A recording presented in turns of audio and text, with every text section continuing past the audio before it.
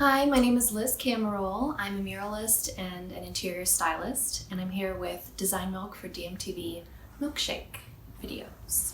And I have a bowl of questions that I'm going to answer for you today. So, let's get started.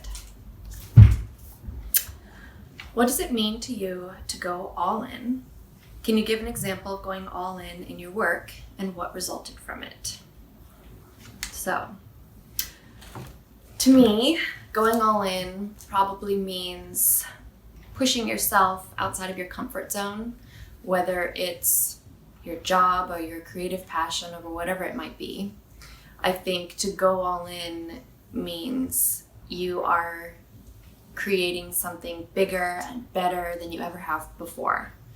Probably an example of that for me would be the living room project behind us, or behind me. I am a muralist. I paint a lot of murals, and for our living room, I had already done several different versions of different paintings, and I thought this time I really wanted to do something different that I had never done before, that I hadn't seen before.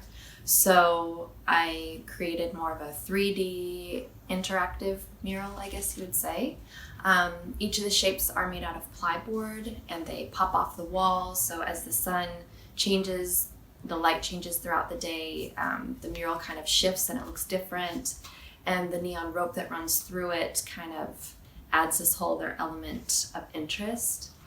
And I think if I hadn't pushed myself to go all in for this, that I may have just ended up with another mural like I do all the time, and I think it was important to try and make something that was different and more exciting, and I'm really happy about it.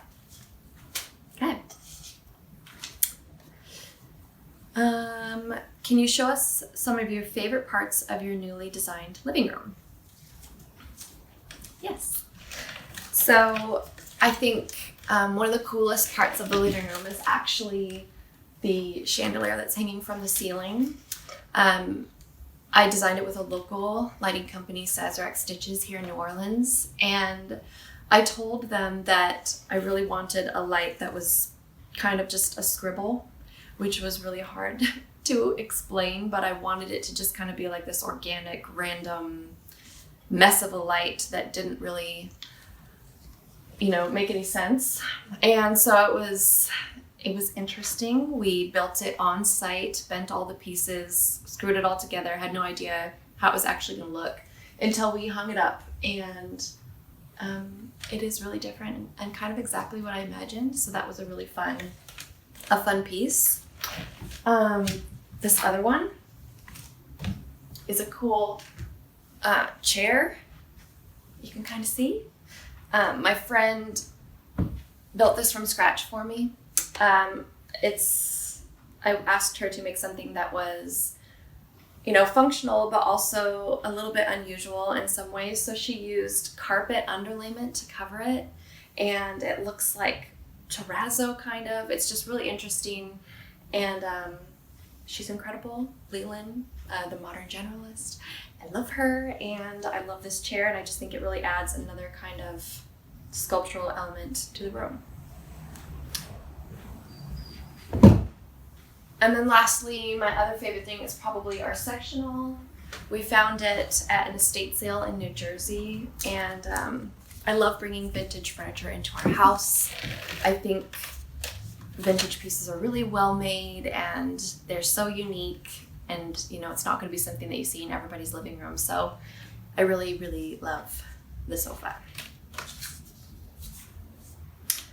What is your 2021 creative resolution? I think that would be to continue focusing on my mural work and to keep pushing myself to not only develop my personal style, but to keep trying new things and not get stuck in a rut, and hopefully travel a bunch when we can and paint more across the country and the world. What did you learn from your time on the road in terms of what you wanted from a permanent space? So, a little backstory. A few years ago, we moved into a 1982 Winnebago that my husband and I renovated, and we wanted to drive across the country and just kind of explore for a little bit. So we sold everything that we owned and moved into the RV.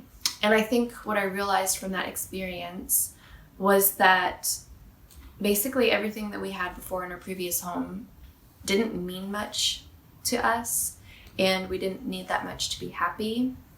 And so I think it kind of made me realize that when we move into our new space, or when we got here to New Orleans, that I didn't want to just rush and fill our home with objects just to have them, just to fill up the space. I really wanted to take time and collect pieces that had meaning and emotional value to me, stuff that if we were to pack up and leave again, I would want to keep and treasure forever. And that there's just a real importance to making sure that you bring things into your home with intention.